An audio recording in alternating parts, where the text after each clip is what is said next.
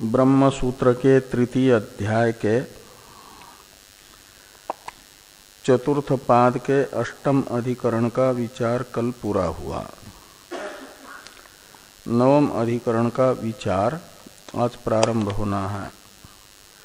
नवम अधिकरण के 4 सूत्रों से इस अधिकरण के विस्तृत स्वरूप को भाष्यकार भगवान बताएंगे। 4 सूत्रों के व्याख्यान रूप भाष्य से इस अधिकरण के संक्षिप्त स्वरूप को बताने के लिए एक ये जो अधिकरण सार नामक ग्रंथ है वैयासिक न्यायमाला नामक, जिसे अधिकरण सार भी कहते हैं, के 2 श्लोक पहले हम लोग उच्चारण तथा इनके अर्थ का अनुसंधान करेंगे।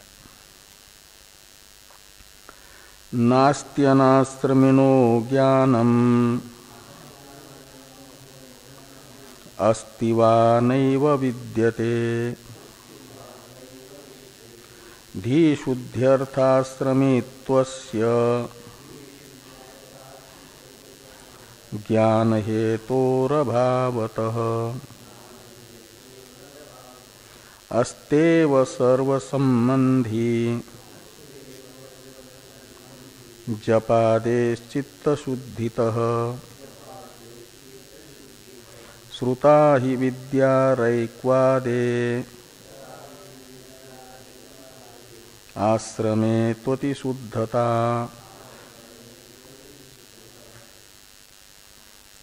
तो अनाश्रमिणो ज्ञानम नास्ति अस्ति वा, ऐसा ये संशय है। इस अधिकरण का विषय है अनाश्रमी पुरुष। आश्रमी कहा जाता है प्रसिद्ध 4 आश्रमों में से किसी न किसी आश्रम में रहने वाला आश्रमी कहलाता है। ब्रह्मचारी, गृहस्थ, वानप्रस्थ और सन्यासी, ये 4 आश्रमी हैं। और अनाश्रमी शब्द का अर्थ है जो इन 4 आश्रमों में से किसी भी आश्रम में नहीं रहता है, अनाश्रमी कहलाता है। शास्त्र विधि के अनुसार 4 आश्रमों में से कोई भी आश्रम स्वीकार नहीं किया। पूर्व आश्रम ब्रह्मचर्य मान लो स्वीकार कर लिया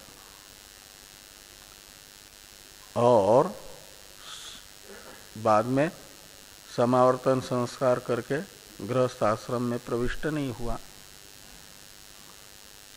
समावर्तन संस्कार कर लिया और गृहस्थ आश्रम स्वीकार नहीं किया, तो अंतराल में रह गया बीच में। गृहस्थ आश्रम स्वीकार कर लिया और पत्नी का देहांत आदि हो गया, विधुर आदि हो गया, तो वानप्रस्थ या सन्यासी बनना चाहिए, तो नहीं बना, तो बीच में ही रह गया। बिना पत्नी के गृहस्थ भी नहीं कहलाएगा। और आश्रमांतर को स्वीकार नहीं किया तो आश्रमांतरी भी नहीं है, तो अनाश्रमी कहलाते हैं। ऐसे जो है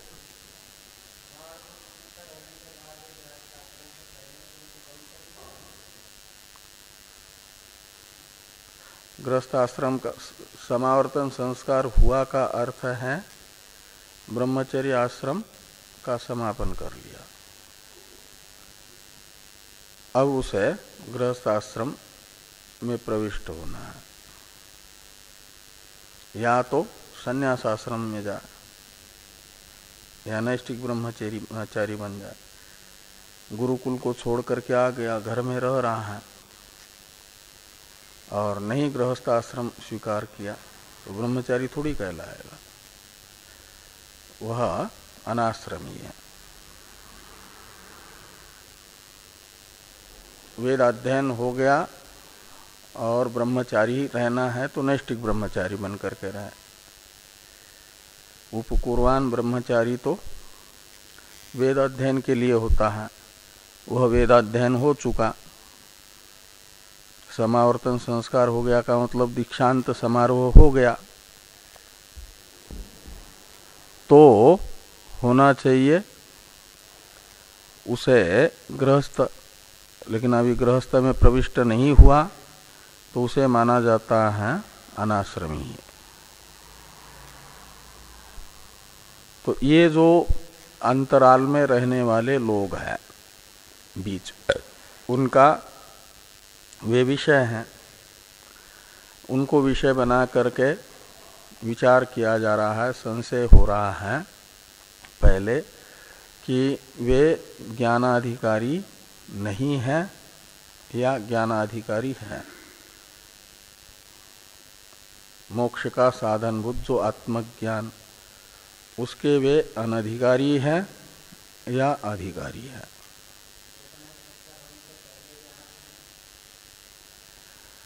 उस समय तो अनाश्रमी ही है। जब उपनयन संस्कार होता है ब्रह्मचर्य आश्रम में प्रवेश हो गया, द्विज हो गया, तो ये अनाश्रमी का ब्रह्म विद्या में अधिकार नहीं है अथवा है, ये संशय हुआ। तो अनाश्रमिनो ज्ञानम नास्ति अथवा अस्ति, अस्ति वा, यहां तक संशय है ना। तो पूर्व पक्षी कहते हैं अनाश्रमी को ज्ञान नहीं होगा, अनाश्रमी का ज्ञान में अधिकार नहीं है। तो अनाश्रमिणो ज्ञानम नैव विद्यते, ये पूर्व पक्षी की प्रतिज्ञा रहेगी। अनाश्रमी को ज्ञान नहीं होगा। कहा क्यों नहीं होगा ज्ञान? तो कहते इसलिए कि ज्ञान के हेतु के रूप में निश्चय हो गया पूर्व अधिकरण में आश्रम कर्मों का। विविदिशन्ति यज्ञेन दानेन तपसा नाशकेन, यह श्रुति यज्ञ आदि को आश्रम कर्म भी बता रही है ना, और ज्ञानार्थ भी बता रही है। का अर्थ हुआ आश्रम कर्म ज्ञान के हेतु है, ये निश्चित है। और अनाश्रमी जो है उसके पास तो ज्ञान के हेतुभूत अनुष्ठेय आश्रम कर्म रहेंगे नहीं, वो किसी आश्रम में ही नहीं है, तो वो कौन से आश्रम का धर्म अनुष्ठान करेगा वो अनाश्रमी। तो वह आश्रम कर्मों का अनुष्ठाता न होने से,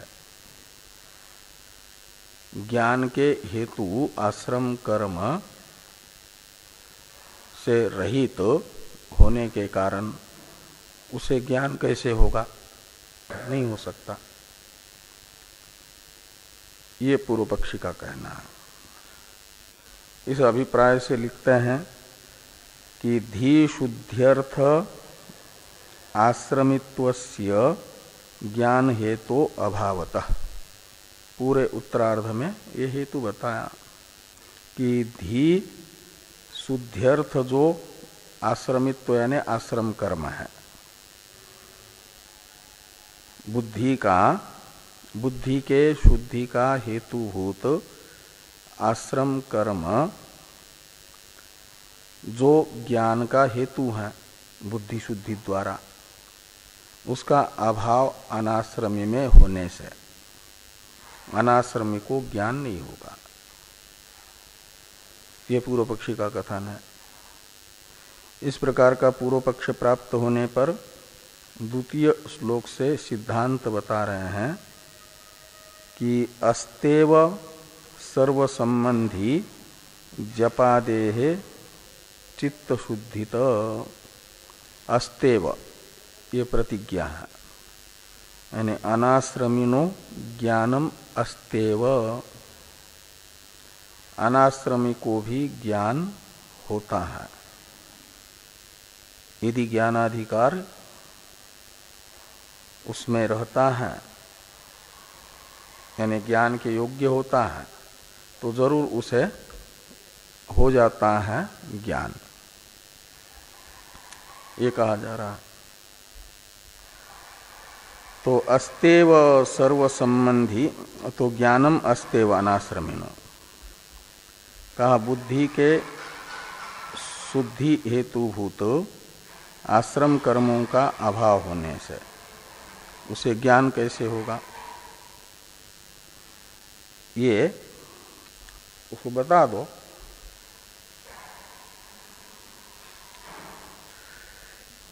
तो कह रहे हैं आश्रम कर्म न होने पर भी सर्व संबंधी जपादेह चित्त शुद्धित, तो आश्रम कर्म के अविरोधी, जिनका आश्रम कर्म के साथ विरोध नहीं है, मानव मात्र के लिए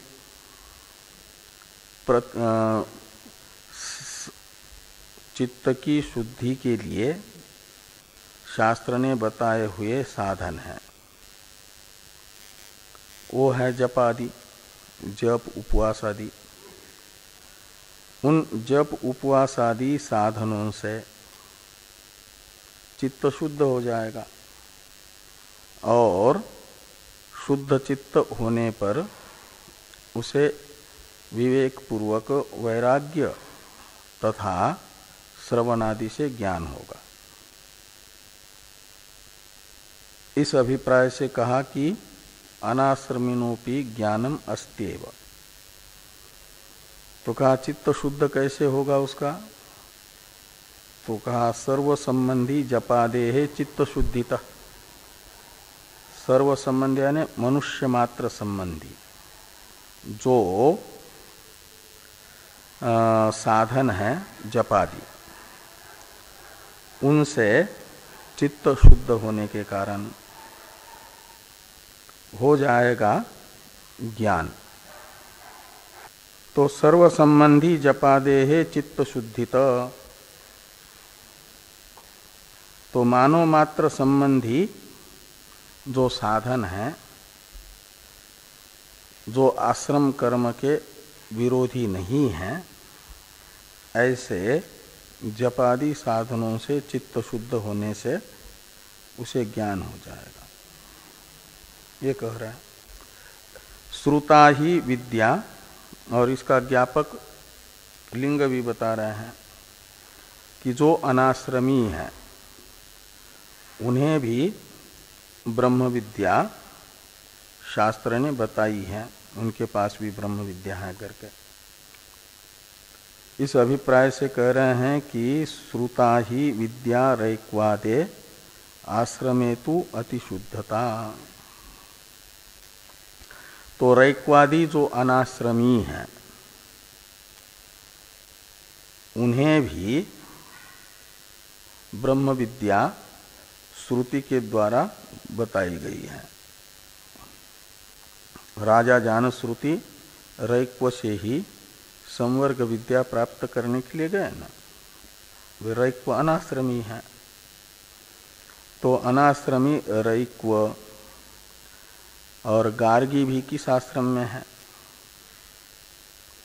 किसी आश्रम में नहीं, लेकिन अनाश्रमी गार्गी को भी विदुषी श्रुति बताती है, ब्रह्म विदुषी है, वो ब्रह्म विद्या है गार्गी के पास भी। अक्षर ब्राह्मण में अक्षर विषयक प्रश्न गार्गी का ही है ना। जनक की पत्नी नहीं, वो वहाँ उस जनक की सभा में, जनक की सभा में जो ब्रह्मविद वरिष्ठ कौन है इसका निर्धारण करने के लिए बुलाई गई जो विद्वत सभा थी, उसमें बहुत से विद्वान पहुंचे थे, उसमें ये गार्गी भी थी। वचकनु उनके पिता का नाम था, इसलिए उन्हें वाचक नवी भी कहा जाता है। वो ब्रह्मचारिणी है, यानी शादी नहीं की थी, इसलिए उसे कहा जाता है अनाश्रमी। तो वे अनाश्रमी है लेकिन विदुषी है।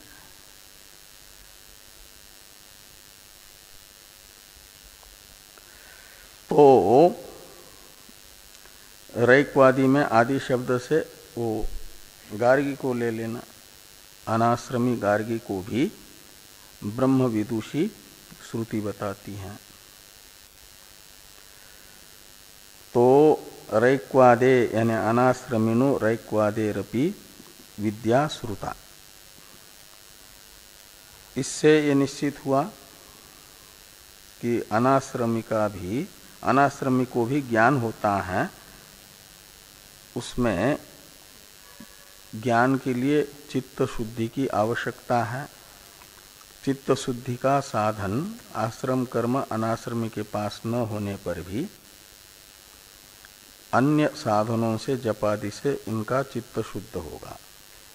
जपादि से जब चित्त शुद्ध होगा तो श्रवणादि से उन्हें भी ज्ञान होगा। हाँ, गंगा स्नान आदि ये सब जो आश्रम कर्म अविरोधी शास्त्र विहित साधन है। हाँ, और आश्रम कर्म हो तो उनसे जो है फिर कहा आश्रम कर्मों का अनुष्ठान तो व्यर्थ ही हो जाएगा। व्यर्थ नहीं है, उसकी भी सार्थकता है। तो आश्रमे तु अतिशुद्धता, ज्ञान के लिए अपेक्षित चित्त शुद्धि अन्य साधनों से भी होती है, लेकिन आश्रम कर्मों से अत्यधिक शुद्धि होती है। परीक्षा में 35 नंबर लेने वाला भी उस विषय में पास होता है, और 100 में से 100 नंबर लेने वाला भी पास होता है, लेकिन दोनों के उत्तीर्ण होने में, पास होने में काफी अंतर है ना। वैसा आश्रम कर्मों से चित्त शुद्ध होता है और अन्य जो आश्रम कर्म अविरोधी कर्म है उनसे भी चित्त शुद्ध होता है। लेकिन आश्रम कर्मों से चित्त शुद्धि में उत्कर्ष आता है, अतिशुद्धता, ये कह रहा है।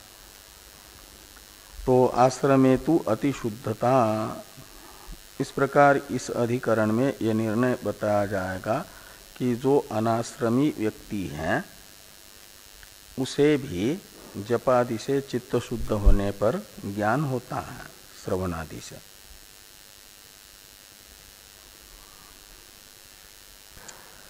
अब भाष्य को देखिए। विधुरादीनाम द्रव्यादि संपद रहितानाम च अन्यतमम आश्रम विधुरादीनाम द्रव्यादि संपद रहितानाम अन्यतमाश्रम प्रतिपत्ति हीनानाम अंतरालवर्तीनाम किम विद्यायाम अधिकारो अस्ति किं वा नास्ति इति संशये सति, इति संशय, यहाँ तक पढ़िए। तो ये जो आश्रम कर्म है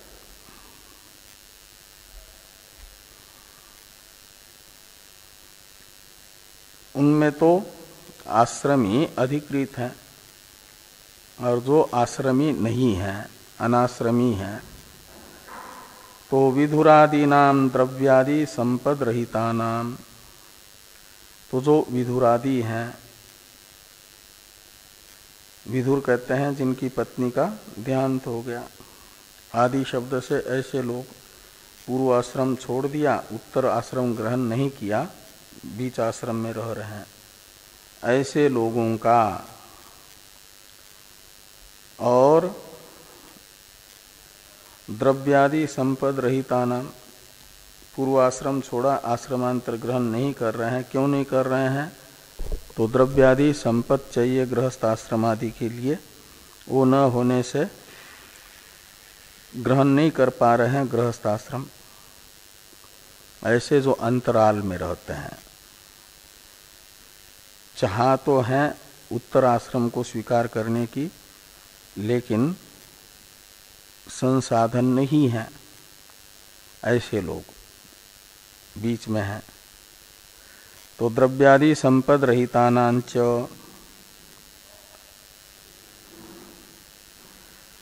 अन्यतम आश्रम प्रतिपत्ति हीनानाम, तो अन्यतम आश्रम यानी 4 आश्रमों में से किसी आश्रम में वो प्रविष्ट नहीं हो पाए। प्रतिपत्ति कहते प्राप्ति, तो अन्यतम आश्रम प्राप्ति हीनानाम, तो अन्यतम आश्रम प्राप्ति से जो रहित हैं, तो अंतरालवर्ती नाम किम विद्यायाम अधिकारो अस्ति किं वा नास्ति इति संशय सति। ऐसे जो अनाश्रमी लोग हैं उनका विद्या में अधिकार है अथवा विद्या में अधिकार नहीं है, ये संशय हुआ। इस प्रकार का संशय होने पर नास्ति इति तावत् प्राप्तम, ये पूर्व पक्ष है कि ऐसे अनाश्रमी का आश्रम में अधिकार नहीं है, क्या नाम, विद्या में अधिकार नहीं है, अनधिकार ही है। तो अधिकारो नास्ति इति तावत् प्राप्तम, तो पूर्व पक्षी अपनी इस प्रतिज्ञा की सिद्धि के लिए क्या होता है, तो पूर्व पक्षी अपने इस सिद्धि के लिए, प्रतिज्ञा की सिद्धि के लिए ये हेतु बताते हैं। आश्रम कर्मणाम विद्या हेतुत्व अवधारणात् आश्रम कर्म असंभवाच्च एतेषाम अपि, तो आश्रम कर्मणाम विद्या हेतुत्व अवधारणात् एक हेतु है, और दूसरा हेतु है आश्रम कर्म असंभवाच्च एतेषाम। पूर्व अधिकरण से ये निश्चित हुआ कि विद्या के हेतु हैं आश्रम कर्म, यज्ञादि आश्रम कर्म विद्या के साधन हैं, ऐसा विविदिशा श्रुति बताती है। विविदिशन्ति यज्ञेन दानेन तपसा नाशकेन, ये श्रुति आश्रम कर्मों को विद्या का साधन बताती है, ऐसा निश्चित हुआ पूर्व अधिकरण में। और अनाश्रमी में विद्या के हेतुभूत आश्रम कर्म नहीं रहेंगे, तो आश्रम कर्मों का वे अनुष्ठान नहीं कर पाएंगे, तो हेतु न होने से विद्या कैसे होगी। एक ये आगे कह रहे हैं कि आश्रम कर्म असंभवाच्च एतेषाम, एतेषाम यानी अनाश्रमी नाम, तो अनाश्रमी जो है उन्हें विद्या आश्रम कर्म असंभवात, विद्या के साधनभूत आश्रम कर्म संभव नहीं है। तो आश्रम कर्म असंभवाच्च एतेषाम, इन अनाश्रमी में आश्रम कर्म संभव न होने से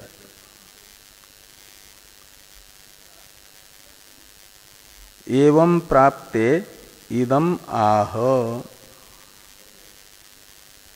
तो इस प्रकार ये पूर्व पक्ष प्राप्त हुआ कि अनाश्रमी विद्या के साधनभूत आश्रमों का अनुष्ठान नहीं कर पाएंगे, तो इनमें विद्या हेतु आश्रम कर्मों का अभाव होने से इन्हें विद्या में अधिकार नहीं है।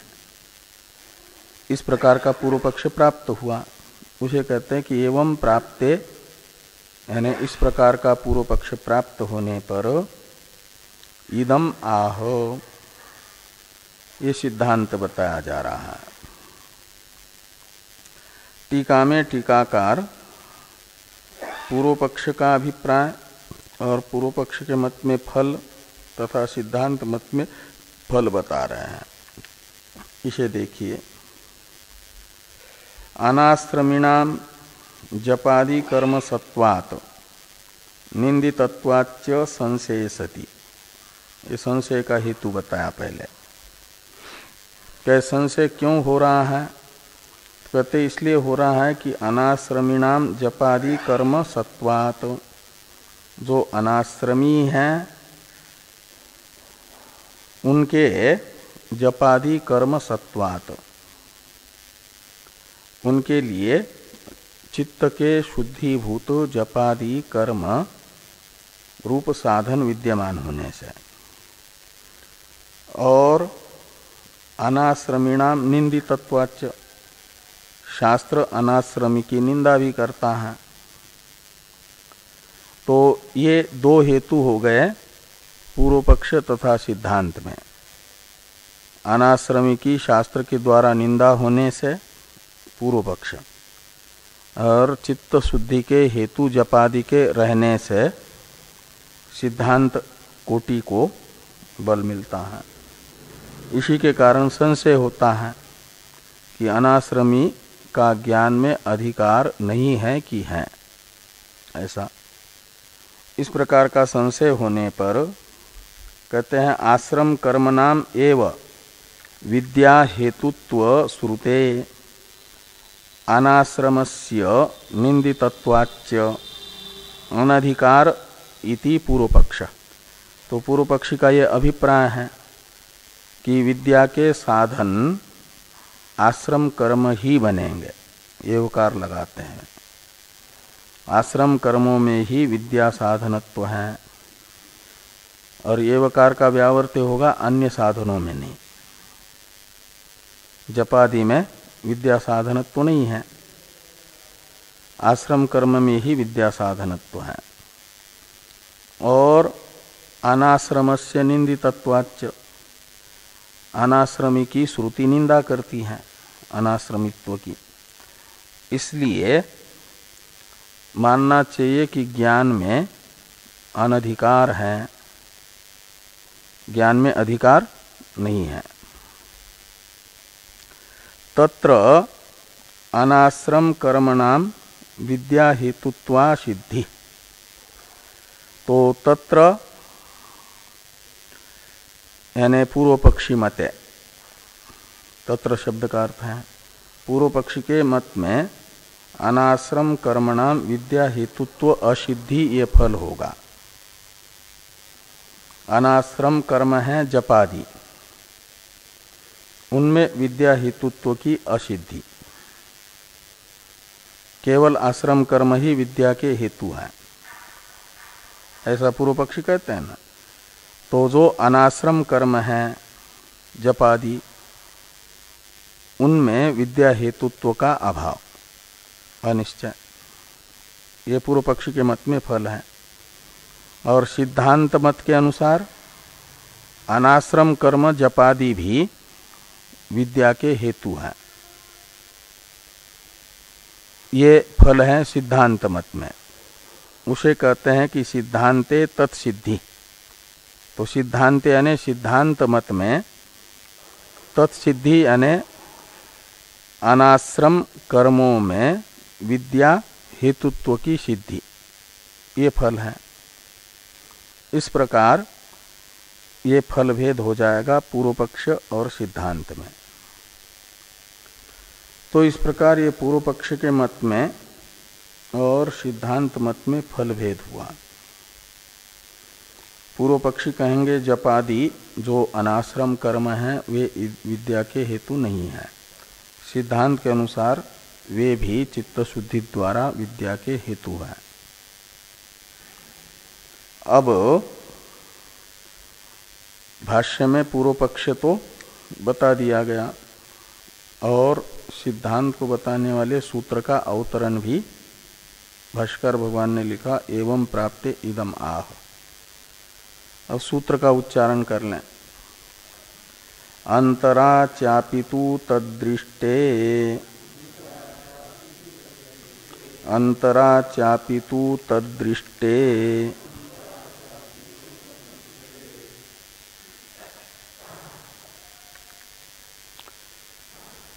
तो इसमें 5 पद हैं।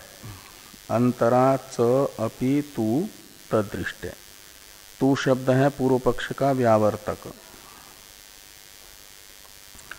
तू शब्द कहता है कि केवल आश्रमी का ही विद्या में अधिकार है ऐसी बात नहीं,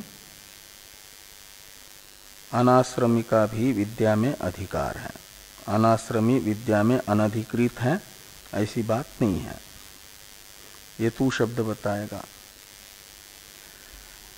और अंतराचापी ये बताएंगे कि जो अनाश्रमित्वेन रूपेण विद्यमान है, अपना समय व्यतीत कर रहा है जीवन का अनाश्रमी बन करके,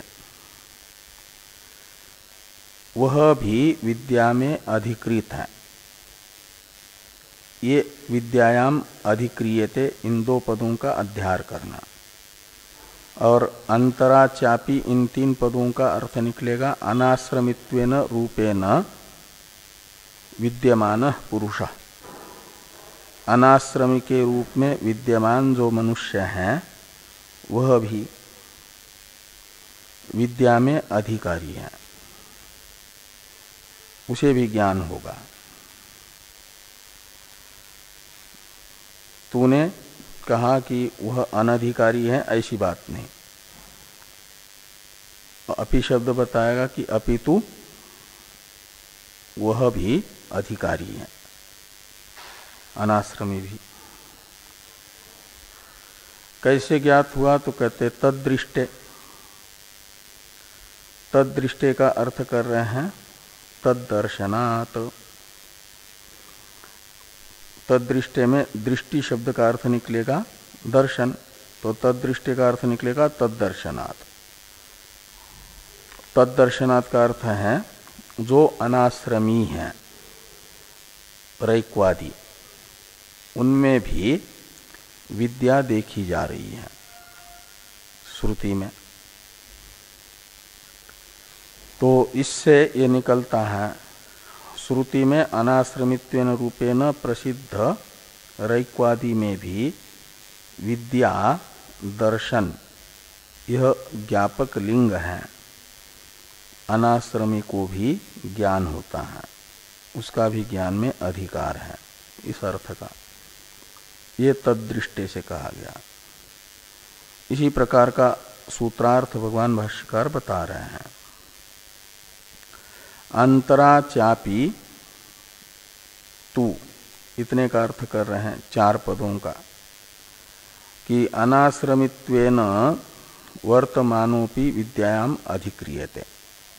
सूत्रस्थ अंतराचापी तू, इतने का अर्थ हुआ कि अनाश्रमी विद्या में अनधिकारी है ऐसी बात नहीं, अपितु अनाश्रमित्वेन वर्तमान मनुष्य भी विद्या में अधिकारी है। तद्दृष्टे इस हेतु बोधक पद की व्याख्या के लिए एक प्रश्न हुआ अवतरण के रूप में कि कुतः, यानी किस कारण से अनाश्रमी को भी विद्या का अधिकारी माना जा रहा है। उसमें विद्या के साधन आश्रम कर्म न होने से अनधिकारी ही मानना चाहिए। पूर्व पक्षी कहते हैं उसे अधिकारी कैसे मान रहे हो। इस प्रकार के प्रश्न का उत्तर दिया जा रहा है तद्दृष्टे। इससे तद्दृष्टे का अर्थ किया करते हैं भाष्यकार भगवान कि रैक्व वाचक नवी प्रभृति नाम एवं भूतानाम अपि ब्रह्मवित्व श्रुति उपलब्धे। तो रैक्व एवं भूत है का मतलब अनाश्रमी है। तो अनाश्रमी रैक्व अनाश्रमी वाचक नवी यानी गार्गी, और प्रभृति शब्द से और लोगों को भी लेना जो वेद में अनाश्रमी के रूप में चर्चित है। और लेकिन उनमें भी ब्रह्म विद्या बताने वाली श्रुति उपलब्ध है, प्रत्यक्ष है।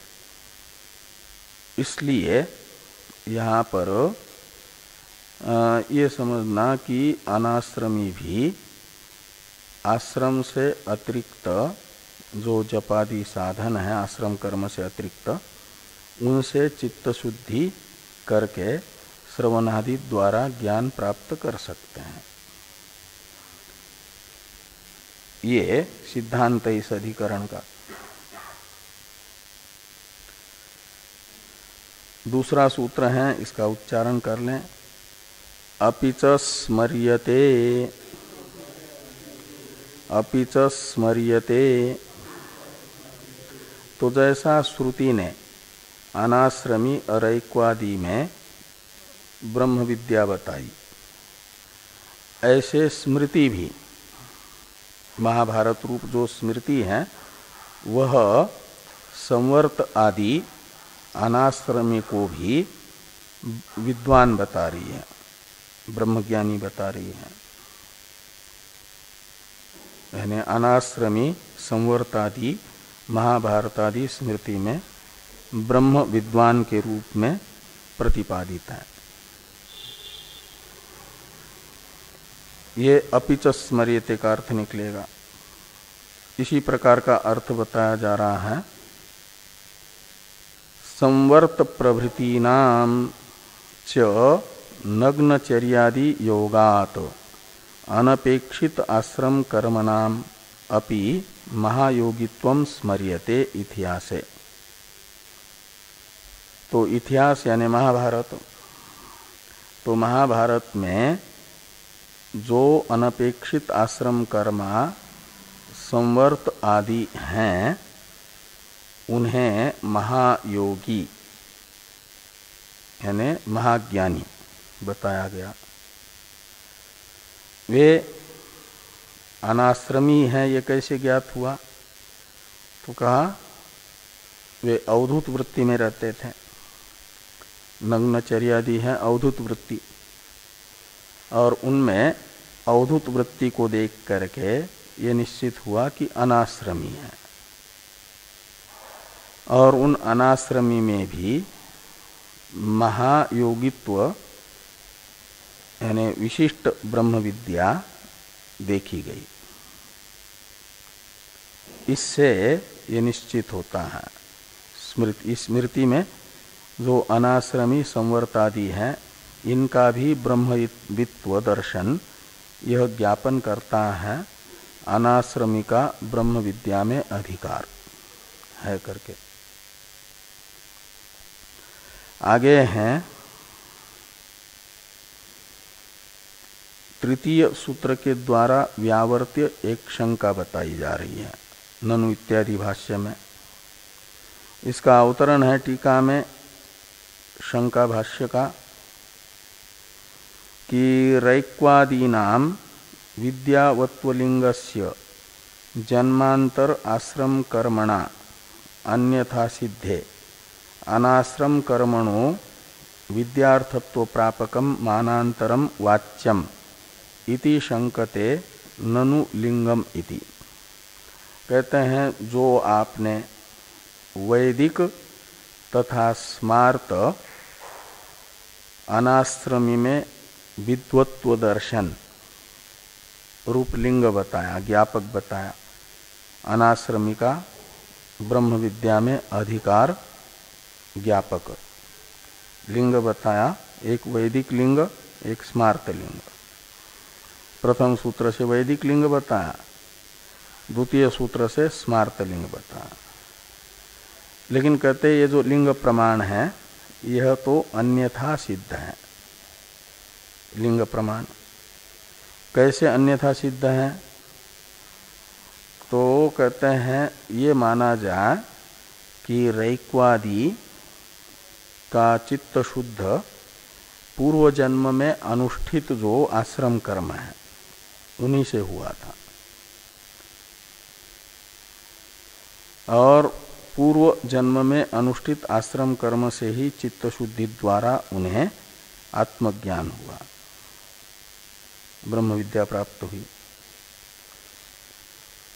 इसलिए ये रैक्वादि में विद्वत्व दर्शन ये जो लिंग है ये अन्यथा सिद्ध हुआ, यानी उन्हें अनाश्रम कर्म से चित्त शुद्धि द्वारा ज्ञान प्राप्त हुआ ये नहीं कहा जा सकता। उनके पूर्व जन्म में अनुष्ठित आश्रम कर्मों से उन्हें चित्त शुद्ध हुआ और ज्ञान हुआ।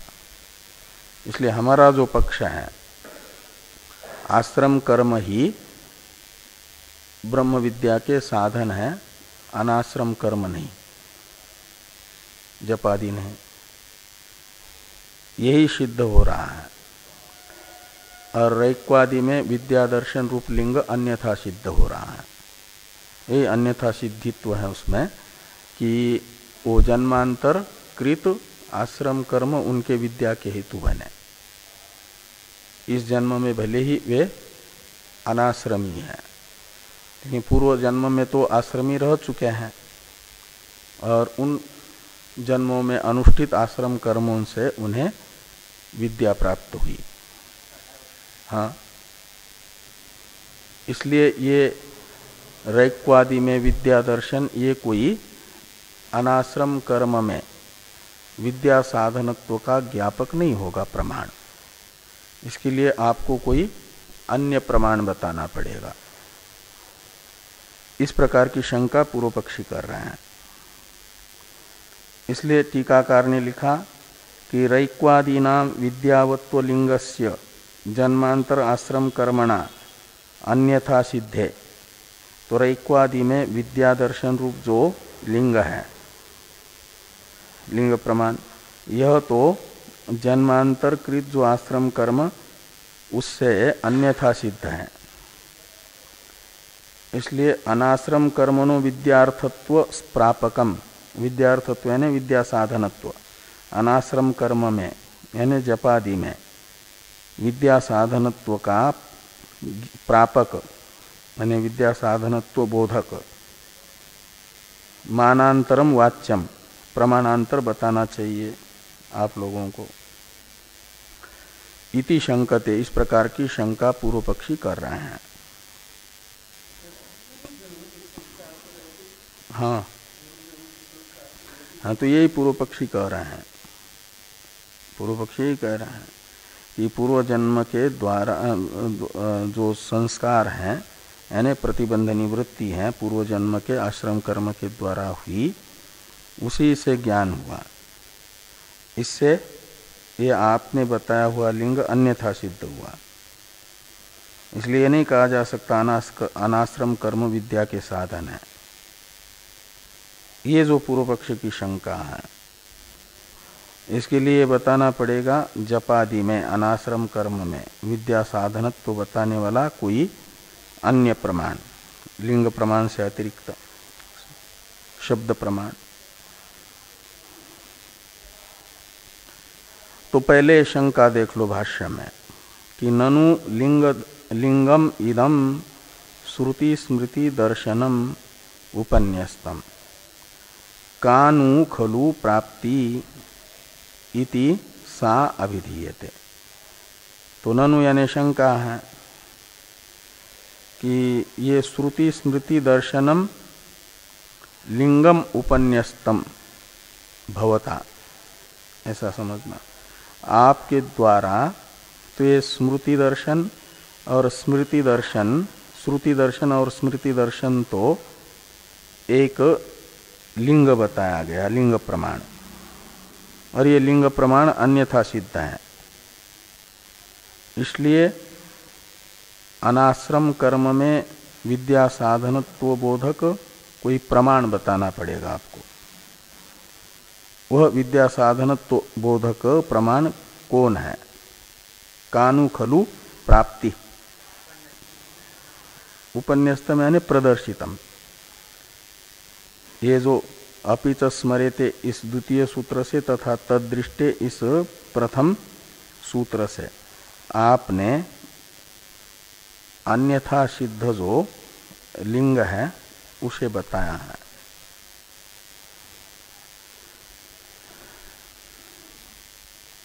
प्राप्ति शब्द यहाँ पर प्रमाण अर्थ में है।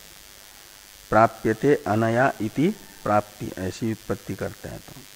तो कानु खलु प्राप्ति यानी अनाश्रम कर्म में विद्या साधनत्व दिखाने वाला प्रमाण कौन है? इति यानी इति शंकायाम सत्याम। सा अभिधीयते, सा यानी प्राप्ति अर्थात अनाश्रम कर्म में विद्या साधनत्व बोधक प्रमाण बताया जा रहा है। तो तृतीय सूत्र का उच्चारण कर लें। विशेषानुग्रहश्च, विशेषानुग्रहश्च, दो पद है इसमें, विशेषानुग्रह और च। विशेषानुग्रह ये प्रथमांत है, च अव्यय पद है।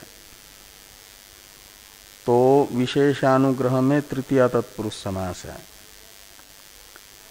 विशेषैहि अनुग्रह इति विशेषानुग्रह, ऐसा तृतीया तत्पुरुष समास। और विशेष शब्द से लेना आश्रम कर्म से अतिरिक्त अनाश्रम कर्म। विशेष जो आश्रम कर्म के विरोधी नहीं है और शास्त्र ने बताए हुए हैं मनुष्य के लिए अनुष्ठेय साधन के रूप में। और ये फलाने आश्रमी को करने चाहिए ऐसे नहीं। आश्रमी को अधिकारी बना करके शास्त्र के द्वारा जो विहित नहीं है, लेकिन मनुष्यों को अधिकृत करके विहित है, ऐसे कर्मों को कहा जा रहा है यहाँ पर विशेष, धर्म विशेष। जो किसी आश्रमी विशेष को उद्देश्य बना करके विहित नहीं है, मनुष्य सामान्य के लिए अनुष्ठेयतया विहित है, चाहे वो आश्रमी हो या अनाश्रमी हो, सबके कल्याण के लिए शास्त्र ने बताए हुए जो धर्म विशेष, उन धर्म विशेषों को यहाँ पर विशेष शब्द से लेना। वो जपादि है और उन जपादि धर्म विशेषों से अनुग्रह विद्याया भवति, ऐसे लगाना। अनाश्रम के द्वारा अनुष्ठित जो आश्रम कर्म अविरोधी शास्त्र विहित धर्म विशेष हैं जपादि, उनसे विद्या का अनुग्रह होता है। विद्या पर अनुग्रह वे क्या करते हैं? तो विद्या की उत्पत्ति में प्रतिबंधक दोष जो मलादि हैं उनके निवर्तक बनते हैं। तो किसी के उत्पत्ति में प्रतिबंधक दोष का निराकरण जो साधन करेगा, माना जाएगा उसने जो उत्पन्न होने वाला है उस पर अनुग्रह किया, उसके प्रतिबंधक को हटा करके। तो विद्या की उत्पत्ति में प्रतिबंधक मलादि दोषों के निवर्तक बन करके जैसे आश्रम कर्म विद्या पर अनुग्रह करते हैं, ऐसे अनाश्रम कर्म विशेष जो जपादि हैं वे भी विद्या की उत्पत्ति में प्रतिबंधक दोष के निवर्तक बन करके विद्या पर अनुग्रह करते हैं। ये यहाँ पर कहा जा रहा है।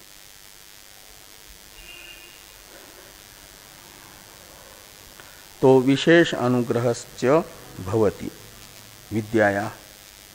तो अनाश्रमी के द्वारा अनुष्ठित जपादि जो धर्म विशेष है उनसे भी विद्या के उत्पत्ति में प्रतिबंधक दोष निवृत्ति होती है, दोष निवृत्ति रूप अनुग्रह होता है विद्या पर।